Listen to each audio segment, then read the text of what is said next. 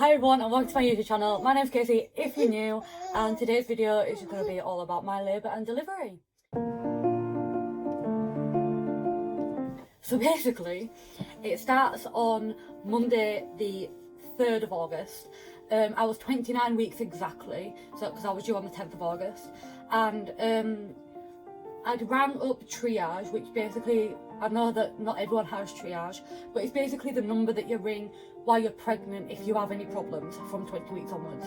So I had reduced movements, I wasn't really feeling Flynn, so I started to worry.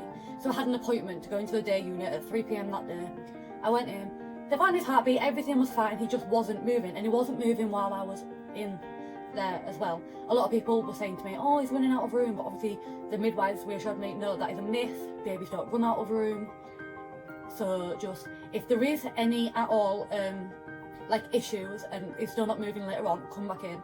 But they also told me that because I'd had reduced movements in the past, they were going to induce me on the Thursday, which was the 6th of August, because they had no slots like before then, because they were fully booked for inductions. So the second time I went in to triage that day on the Monday was at 11 PM. He still wasn't moving while I was in hospital, but while I was in the triage unit, another woman came in labour, and she was actually booked in to be induced on the Tuesday the 4th. So because that slot had then freed up, I was offered it because I was next on the list. So I was offered it to move forward to Tuesday. I found this out at probably 1 o'clock on Tuesday morning, but I agreed to it. They asked me if I wanted to stay in, and I said no. So while I was in triage that night, they decided to get my corona swab done there and then, because obviously every time you get admitted into hospital now, because of coronavirus, you have to have a test done, and it's not nice, honestly. Tuesday morning, the 4th, at 7:30, I rang up. Hey! I rang up and I got a bed straight away. I was the first person, so I got a bed straight away. Went in at about 8:30. Obviously because of coronavirus I had to go in alone, which was scary, and I didn't like leaving my boyfriend whatsoever. I hate being alone at the best of times, let alone, you know, when I know I'm going in to be induced. But I was thinking to myself, you know, I'm going in alone, but I know I won't be coming out alone, because I'll be coming out with this little man.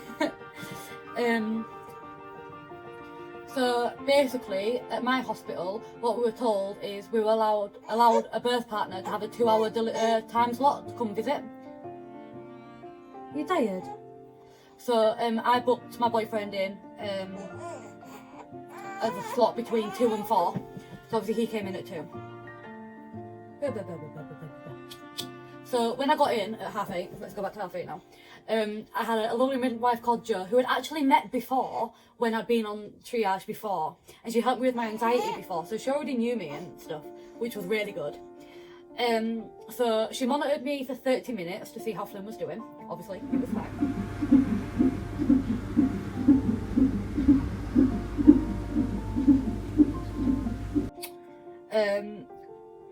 That soon turned into about 50 minutes because she was very busy. By the time she came back, it was about 50 minutes. So she put a 24-hour ProPES in. Okay. So this probably won't go anywhere, but I just wanted to film this for the future. But today's date is Tuesday the 4th of August. And I'm being induced. I came in yesterday, once at 3 o'clock in the afternoon, and once again at about 11 o'clock at night, for reduced fetal movements, because Flynn wasn't moving. And he showed up fine on the 3GGs, or whatever they're called.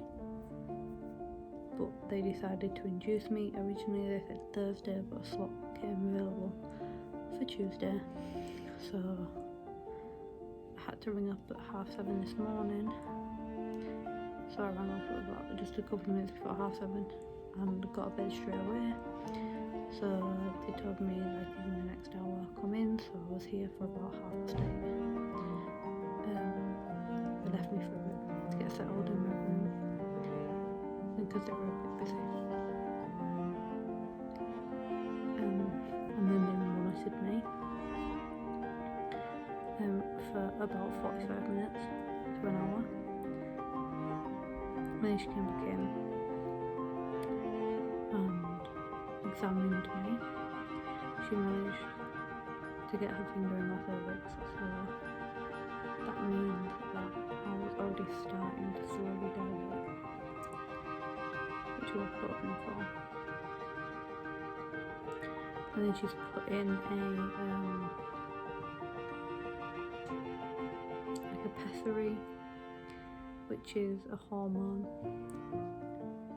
prostaglandin, I think, that'll dilate my cervix and hopefully, you know, get things moving. We should put that in at about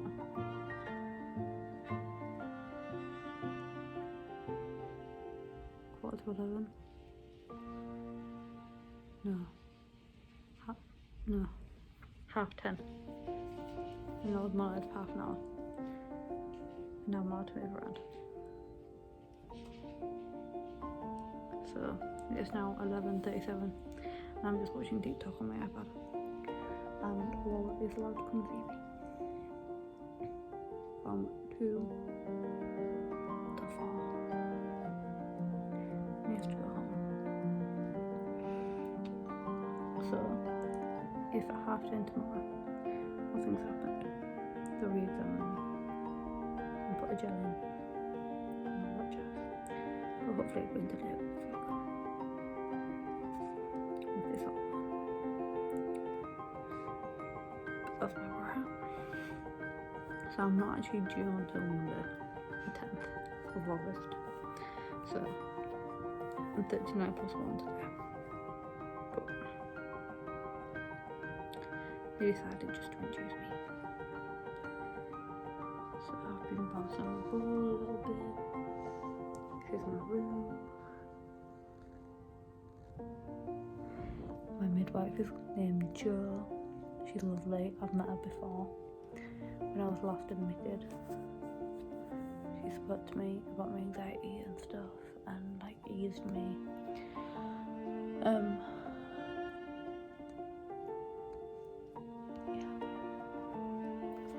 Which basically releases a hormone to soften the cervix and put you into labour, and it lasts up to 24 hours, and after 24 hours, if it hasn't worked, they put in another one.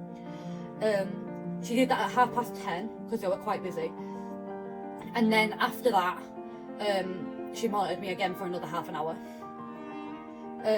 But when I was first examined, so when she put the proper thing, she did a first examination and I was 1 centimetre already, which was great, but I wasn't in labour obviously, but I'd already dilated to 1 centimetre, so she was like, because you're already at 1 centimetre, there's more chance of this working in the first 24 hours. I was like, cool, nice one. So at about 12, so 2 and a bit hours after, oh no, just under 2 hours after, I started getting really intense period pains. I'm currently just watching the Brand Fam on YouTube. It's 12 and I've started to feel like period pains. So hopefully this thing's working. So we shall see. Yeah, just click on me to wipe the thing. So then she just kind of kept an eye on me, and then at 2:30, 25 to 3, she put me on the monitor because she believed I was over-contracting, and obviously on the monitor it showed that I was in fact over-contracting. That can be quite dangerous for Flynn, so that if you do start over-contracting, they really need to monitor it, because I still wasn't in labour, because I wasn't dilating, but I was contracting a lot, so contractions without dilation can be quite bad.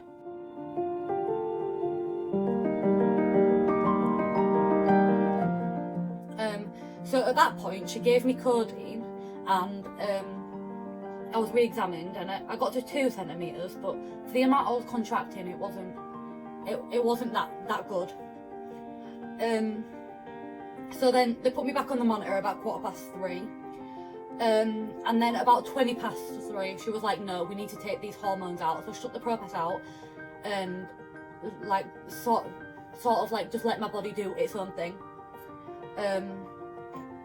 And then at that point they told me they'd move me to labour ward to break my waters. That never happened, let me just tell you right now. But yeah, she said she'd move me over to labour ward to break my waters as soon as she could. Obviously, by this point, my boyfriend was with me, so I wasn't alone, which was great. Just a side note, my boyfriend didn't end up going home until I went home, because of how quickly things escalated, so yeah. At halfway I decided to have a bath to try and help ease the pain. All through my pregnancy I loved having baths because it really like eased me. So I did that. And then my boyfriend was told he was allowed to stay a little bit longer to help me while I was in the bath because the midwife was rather busy elsewhere. So she knew at least if I had someone with me, if there was a problem, he could go out and get somebody. So then I didn't write down anything else between that point and 6 p.m. because I couldn't remember anything. I don't think much happened. I just got out the bath and I was in a lot of pain. But at 6 o'clock I got a new midwife. She had a student midwife with her, but she was quite an old midwife and she wasn't very nice at all. And she made me feel very uncomfortable. The student midwife was lovely, but she just, I don't know, she had a funny something about her which just put me a little bit on edge.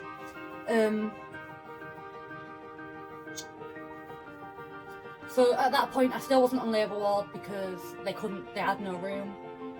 And at 6:20 I felt a weird like twinge in my stomach, but because I was having contractions I just stayed on the bed and I was like, yeah, whatever. And actually we ended up standing up and realising, oh, my waters are broken. I still wasn't in labour though, because at 6:45 they did another re-examination and I was only at 3 centimetres and I wasn't allowed any more drugs yet, which was fab because I was in so much pain.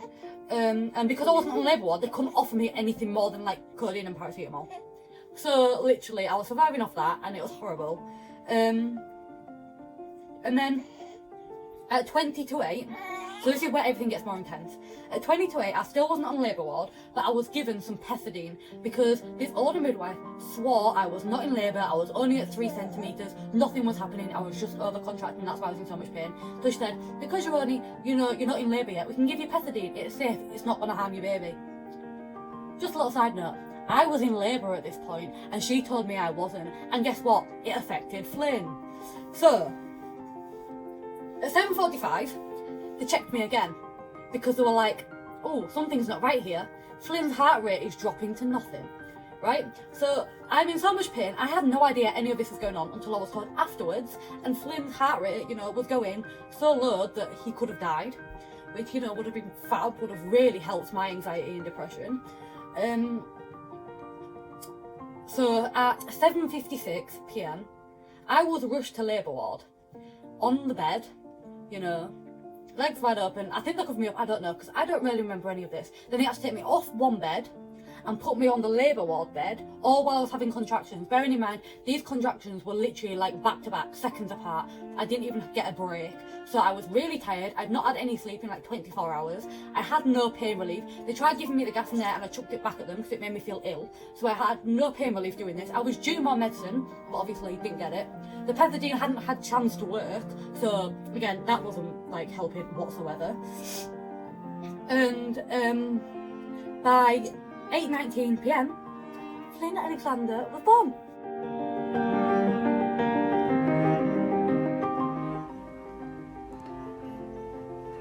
Flynn.